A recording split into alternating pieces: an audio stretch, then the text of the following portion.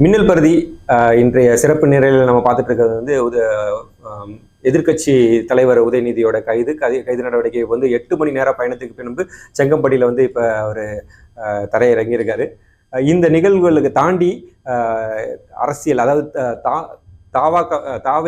தாவேகாவோட தலைவர்கள் என்ன சொல்றாங்கன்னா, நாளைக்கு நடக்க போற சிறப்பு இது பட்ஜெட் தாக்கலுக்கு பயந்துட்டு தான் இந்த மாதிரி ஒரு பரபரப்பான சூழ்நிலையை டிஎம்கே மக்கள் முன்னிலையில் நடத்திக்கிட்டு இருக்காங்க அப்படிங்கிற ஒரு கருத்து வச்சிருக்காங்க. இதை நீங்க என்ன சொல்றீங்க சின்ன தம்பி? கிட்டத்தட்ட அப்படிதான் இருக்கு. ஏன்னா போன சட்டமன்றத்திலேயே அவங்க நாடகம் நடத்திட்டு வெளியில பாதியில ஓடி போனாங்க. விஜய் எப்போ பேச ஆரம்பிச்சாரோ, முதலமைச்சர் விஜய் பேச ஆரம்பிச்ச உடனே சும்மா வெளியில போகணும் அப்படிங்கிறதுக்காக காரணம் சொல்லிட்டு வெளியில போனாங்க. அது வரை சும்மா உட்காந்துட்டு இருந்தாங்க. இதே போல நாளைக்கு நடக்க போற பட்ஜெட்லயுமே வெளியில போறதுக்கு அவங்களுக்கு ஒரு காரணம் தேவை. இன்னைக்கு இந்த ஒரு காரணத்தை வச்சுக்கிட்டு நாளைக்கு கண்டிப்பா போராட்டம் பண்ணுவாங்க, அமளியில ஈடுபடுவாங்க, பேச விட மாட்டாங்க. பட்ஜெட் தாக்கல் பண்ணும்போது இடையூறு நிறைய பண்ணுவாங்க. அதுக்கு ஒரு கீ டூலா இன்னைக்கு இது வந்து பயன்படுத்திக்க ஆரம்பிச்சிருக்காங்க. காரணமே இல்லாத காரணத்துக்கு கைது பண்றப்ப இது நடக்க தான் செய்யும். அதையும் தாண்டி ரொம்ப நாள் கழிச்சு நம்ம ஆதவ அர்ஜுனா வந்து பல நாள் கழிச்சு வாய் திறந்திருக்காரு. இது வந்து திமுகவுக்கு வந்து மாண்புமிகு முதல்வர் வந்து பாடம் எடுத்திருக்காரு அப்படிங்கிற மாதிரி ஒரு கருத்தை வந்து பதிவிட்டு இருக்காரு. இது அவர் மௌனம் கலைச்சதுக்கான காரணம் என்ன? உண்மையிலேயே திமுகவுக்கு இது போல பாலங்கள் தொடர்ந்து கொடுத்துக்கிட்டே தான் இருக்கணும். இதுக்கு முன்னாடி இவர் அனிதா ராதாகிருஷ்ணன் கைது அப்போவும் அவங்க வந்து நிறைய பேசினாங்க. அதன் பிறகு அவர் வந்து ஜாமீன்ல வெளில வந்தாரு. இப்போ அதன் பிறகும் விடாம மார்க்கண்டேயன் பேசினாரு, முதலமைச்சரை வந்து மிரட்டும் தோணில பேசியிருந்தாரு. இப்போ முதலமைச்சருடைய பர்சனல் லைஃபை ஒரு இது பண்ற மாதிரி ஒரு எதிர்கட்சி தலைவர், முன்னாள் துணை முதலமைச்சர், அவர் அப்படி பேசுறப்போ இவங்களுக்கு வந்து இந்த கைது நடவடிக்கை பாஞ்சா மட்டும்தான் அடுத்த முறை வேற யாரும் பேச மாட்டாங்க. இது ஒரு முறையில் அடக்குமுறை அப்படின்னு தான் பார்க்க முடியும். ஏன்னா ஒரு முதலமைச்சரே மேடையில வந்து டேஷ் அப்படிங்கிற வார்த்தையை பதிவிடுறாரு. அவரும் வந்து ஒரு நாடகத்தன்மையா வந்து சுத்துறாரு, பேசுறாரு. அப்படிங்கிறப்ப வந்து எதிர்கட்சி தலைவரோட ரியாக்ஷனும் அப்படிதான் இருக்கும். அவங்களுக்கு எதிர்வினை ஆற்றதான் செய்வாங்க அப்படிங்கிறது. இதையும் தாண்டி பாதிக்கப்படுறது யாருன்னு பாத்தீங்கன்னா மக்கள் தான். இப்ப பாத்தீங்கன்னா மிகப்பெரிய அங்கங்க போராட்டங்கள், இயல்பு நிலை, மக்களோட வாழ்க்கை நிலை பாதிக்கப்பட்டிருக்கு. போலீஸ், அதாவது காவல்துறையோட பெரும் மன அழுத்தத்துக்கு உள்ளாக்கப்பட்டிருக்காங்க. வேலை அதிகமா இருக்கு. அதையும் தாண்டி பல இடத்துல வந்து எப்படி சொல்றதுன்னா போக்குவரத்து நெரிசல் இந்த போராட்டத்தினால, இதனால மக்களோட இயல்பு நிலை கண்டிப்பா பாதிக்கப்பட்டிருக்கு. இது தேவையே இல்லாத ஒரு விஷயத்த வந்து ஒரு மிகைப்படுத்தி இந்த அளவுக்கு எடுத்துட்டு போயிருக்காங்கன்னு ரெண்டு கட்சிகளுமே காரணம் தான். ரெண்டு பக்கத்துலயுமே ஆளும் கட்சியாலும் இருந்தாலும் சரி, எதிர்கட்சியாலும் இருந்தது, இது வந்து மக்களுக்கு இடையூறு பண்ற விதமாக தான் இந்த ஆட்சி நடந்துட்டு இருக்கு. முதலமைச்சர் அந்த பீப் அப்படின்னு சொல்லிட்டு அவரே அது பண்ணி பேசினப்பவும் சரி, அதை யாருமே ஏத்துக்கவே இல்லை. இந்த முறை எதிர்கட்சி தலைவர் உதயநிதி ஸ்டாலின் பேசினது ரொம்ப கொச்சையான அந்த ஒரு அர்த்தத்துல தான் அவர் பேசியிருந்தாரு. அவர் சொல்லிட்டாருன்னு சொன்னாரே தவிர இவர் அதை யூஸ் பண்ணலையே. டேஷ்ங்கிற வார்த்தையை உபயோகப்படுத்திட்டாரு அப்படிங்கிற முதல்வர் அப்படிங்கிற வார்த்தையை தான் அவர் பயன்படுத்தினார். அவர் பயன்படுத்தாத வார்த்தை எதுவும் பயன்படுத்தலையே. முதலமைச்சர் பயன்படுத்தினதை யாரும் ஏத்துக்கவே இல்லை. அவர் ஒரு முதலமைச்சரா அந்த மாதிரி பேசினதை கண்டிப்பா எல்லாரும் கண்டிச்சாங்க. பல பேர் அதை வந்து எதிர்ப்புலாம் தெரிவிச்சாங்க. ஆனா ஒரு முதலமைச்சரை அவர் வந்து இந்த மாதிரியான ஒரு வார்த்தை, அது வந்து இரட்டை அர்த்தத்துல இந்த ஒரு வார்த்தை பயன்படுத்துறதுங்கிறது ஒரு எதிர்கட்சி தலைவரா அவருக்கு வந்து அவருடைய பாரம்பரிய குடும்பம்னு ஒண்ணு இருக்கு. அந்த குடும்பத்துக்கும் ஒரு கெட்ட பேரு, எதிர்கட்சி தலைவர் அப்படிங்கிற ஒரு பதவிக்கும் ஒரு கெட்ட பேரு, குறிப்பா தமிழ்நாட்டுக்கு அது ஒரு கெட்ட பேரு. அதை அவர் உருவாக்கிட்டாரு. அதுக்கான எதிர்வினைய கண்டிப்பா அவர் அனுபவிச்சுதான் ஆகணும். ஆனா அதை வந்து மடம் மாற்றுறதுக்காக தன்னுடைய கட்சிக்காரங்களை தூண்டி விட்டு, இப்ப தஞ்சாவூரே பாத்தீங்கன்னா ஸ்தம்பித்து போச்சு போக்குவரத்து. அந்த அளவுக்கு இதெல்லாம் வந்து தேவையே இல்லாதது. நான் பாத்துக்கிறேன் அப்படின்னு சொல்லிட்டு ஒரு வார்த்தை சொல்லிட்டு போயிருக்கலாம். ஆனா இதை வச்சு அரசியல் பண்றது முழுக்க எதிர்கட்சி தலைவரான உதயநிதி ஸ்டாலின் தான். நம்ம முந்தைய பதிவிலேயே நம்ம அதை வலியுறுத்த நினைச்சிருந்தோம். ஏன்னா இந்த ஒரு தாவேகா ஆட்சி வந்து ஒரு எதிர்காலத்தை நோக்கி வித்தியாசமான ஒரு முன்னெடுப்பு வைக்கிறாங்க. அப்படிங்கிறப்ப வந்து காவல்துறை வந்து இணைந்து தான் செயல்படுது. எல்லா மாவட்டத்திலையும் காவல்துறை இந்த போலீஸ் ஸ்டேஷன் தான் அவர் எடுத்துட்டு போகணும் அப்படிங்கிற ஒரு கட்டாயத்தை உள்ள எடுத்துட்டு வர்றது வந்து முறை கிடையாது அப்படிங்கிறது நம்ம ஹைலைட் பண்ணியிருந்தோம், எடுத்து சொல்லியிருந்தோம். முக்கியமா நம்ம சென்னையிலேயே ஒரு காவல்துறையில அவர் போய் விசாரணை நடந்துச்சு. ஏன்னா இது ஒரு விசாரணை, இது மட்டும்தான், இது கைது நடவடிக்கைங்கிறது விசாரணை நடவடிக்கை. இதை சென்னையில் நடந்துச்சா இவ்வளவு பெரிய ஆர்ப்பாட்டம் நடந்திருக்காது, இவ்வளவு பெரிய டிராவல் நடந்திருக்காது, இவ்வளவு பெரிய மக்களுடைய இயல்பு நிலை பாதிச்சிருக்காது.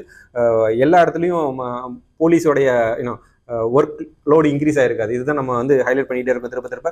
மக்கள் இந்த 2 கட்சிகளுடைய இந்த நடவடிக்கை வந்து மக்களுடைய நடைமுறை வாழ்க்கையை பாதிக்கிற மாதிரியே இருக்குது. இது தொடர்ந்துச்சு அப்படின்னா மக்கள் தான் வந்து மன அழுத்தத்துக்கு உள்ளாவாங்க. முக்கியமாக காவல்துறையில் எல்லாருமே மன அழுத்தத்துக்கு உள்ளாவாங்க. வேலை பொழுப்பிக்க ஏன் காரணம் என்னன்னா, முதல்வர் எங்கே போனாலுமே கூட்டங்கள் வந்துட்டு இருக்கு. அதை கட்டுப்படுத்துறதுக்காகவே காவல்துறையில் ஒரு பகுதியான காவலர்கள் ரோட்லேயே தான் நிற்கிறாங்க. நம்மளே நேரில் பார்த்துருக்கோம் கடந்த வாரத்தில் கூட. இதுல வந்து நிறைய சட்ட சிக்கல்கள் இருக்கு. ஒரு எல்லைக்குட்பட்ட காவல்துறையினர் வந்து இன்னொரு இடத்துல போய் கைது பண்றாங்க அப்படின்னா அந்த இடத்துல வந்து திரும்ப கொண்டு வந்து அவங்களோட எல்லைக்குள்ள கொண்டு வந்து விசாரிக்கணும் அப்படிங்கிறது ஒரு விதிமுறையில் இருக்குங்கிறதுனால தான் அவங்க வந்து இது போல அங்கேருந்து தஞ்சாவூர்லேருந்து சென்னைக்கு வந்து திரும்ப கூட்டிட்டு போய் அங்கே விசாரணை கொண்டு போகிறாங்க. அப்படி இல்லாமல் இப்போ சிபிஐயோ இடியோ இவங்கெல்லாம் பண்ணுறாங்க அப்படின்னா அந்தந்த ஊரில் தனியாகவே ஒரு அலுவலகம் போட்டு அவங்க வந்து விசாரணை பண்ணுவாங்க. சிறப்பு விசாரணை குழு அப்படின்னு சொல்லி வரும்போது அவங்க வந்து அங்கேயே ஒரு அலுவலகம் ஒன்று போட்டுருவாங்க, தற்காலிக முகாம் அலுவலகம் போட்டு விசாரணை பண்ணுவாங்க. அந்த மாதிரி இது கிடையாது. இது வந்து ஜஸ்ட் ஒரு சின்ன ஒரு விசாரணை அப்படிங்கிறதுனால தான் இந்த இடத்துக்கு கூட்டிட்டு போகிறாங்க. பட் இதெல்லாம் வந்து சட்ட சிக்கல்ல இருக்கிறதுனால எல்லாத்துக்குமே அந்த ஊர்லயே வச்சு விசாரிக்கணும் அப்படிங்கிறதுலாம் நடைமுறைக்கு சாத்தியம் இல்லை. அப்படிங்கிறதுனாலதான் அவங்க வந்து இங்கேருந்து கூட்டிட்டு போறாங்க. பட் இதுல ஒரு டிராமா நடத்துறது தான் இங்க மிகப்பெரிய ஒரு சர்ச்சையாவும் மாறிக்கிட்டு இருக்கு. இந்த டிராமா இன்னும் எவ்வளவு நேரத்துக்கு போகும் அப்படிங்கிறது தான் தெரியல. இது கைதே நான் ஒரு டிராமா தான் சொல்றப்ப நீங்க வந்து அதை தாண்டி நடக்கிற டிராமாவும் சொல்லிட்டு இருக்கீங்க. இது ரெண்டுமே நடந்திருக்க கூடாத விஷயங்கள் தான். இது வந்து இப்போ வந்து எல்லாருக்கும் எல்லா மீடியாவுக்குமே வந்து ஒரு பெருந்தீனியா மாறிடுச்சு. மக்களுக்கான இயல்பு நிலை ரொம்பவே பாதிக்கப்பட்டுருச்சு இந்த ஒரு நடவடிக்கையினால.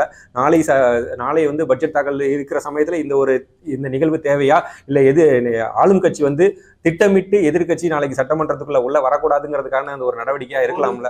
ஒருவேளை ஆளும் கட்சியான தாவேகா திட்டமிட்டு தான் செஞ்சிருக்காங்க அப்படின்னா நாளைக்கு பார்த்தா தெரிஞ்சிருமே.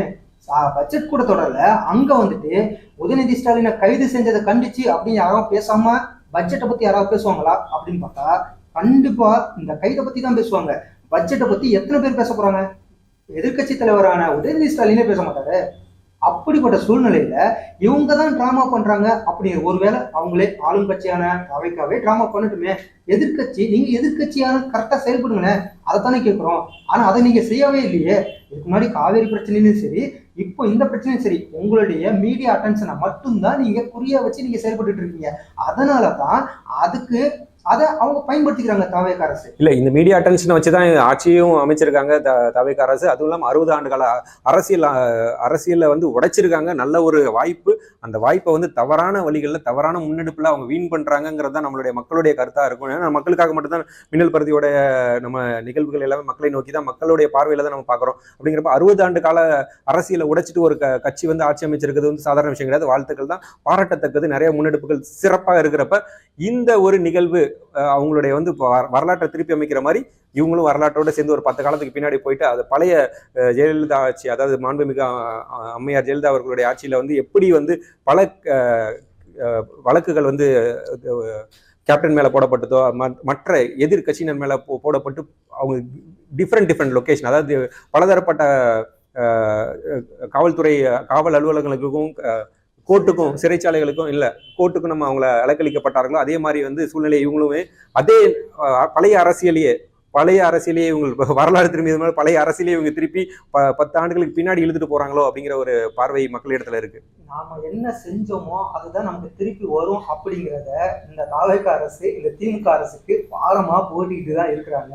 இந்த திமுக அரசு இனிமேலும் இந்த மாதிரிலாம் செய்யாம உண்மையிலேயே ஒரு எதிர்கட்சியா மக்களுக்கான ஒரு கட்சியா செயல்பட்டுச்சு அப்படின்னா கண்டிப்பா தாவேகா அரசு எக்ஸ்போஸ் ஆயிடுவாங்க. கண்டிப்பா தாவேகா அரசுமே வந்து ஒரு புதிய அரசின் மாற்றம் அப்படின்னு சொல்லிட்டு வந்து எந்த ஒரு மாற்றமும் இல்லாத அதே பழைய அரசியலையே செஞ்சுட்டு இருக்குது வந்து மக்களுக்கு வந்து மிகவும் மக்களை வந்து வேற ஒரு பாதைக்கு திருப்பிடும் அப்படிங்கிறது வந்து ஒரு எச்சரிக்கை. அதையும் தாண்டி மக்களுக்கு இடையூறு செய்யும் வகையிலான நிறைய நடவடிக்கை, அவருடைய பயணமா இருக்கட்டும், அவருடைய ஒவ்வொரு பிரச்சனைகள் வர்றப்பயுமே அவர் வந்து ஆய்வு அப்படிங்கிற பணியில வந்து ரோட்டுக்கோ இல்லை வந்து ஒரு அலுவலகங்களுக்கோ போறப்ப வந்து அந்த பிரச்சனைகள் மடைமாற்றப்படுது.